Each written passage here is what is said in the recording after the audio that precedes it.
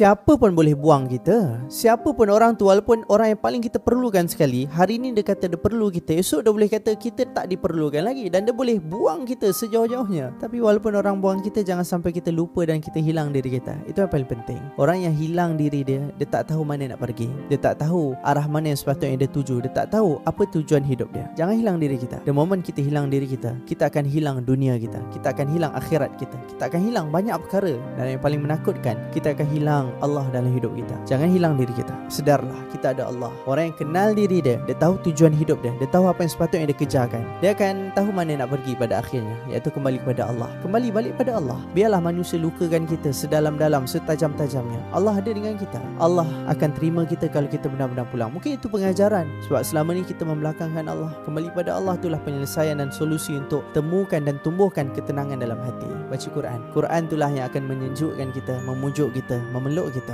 Dalam buku ni ada tagging-tagging tahu Tuhan tak pernah pergi. Allah dah pujuk kita lama dah dengan ayat-ayat yang sangat menyentuh emosi kita. Baca ketika sedih, overthinking, risau, takut, memerlukan Tuhan, resah, gelisah, insecure, tak mampu nak sangka baik, apa pun yang kita rasa, Quran ada solusi dan jawapan. Pujuk hati, ada refleksi, pengajaran dan pesan-pesan dewasa yang akan menumbuhkan kita.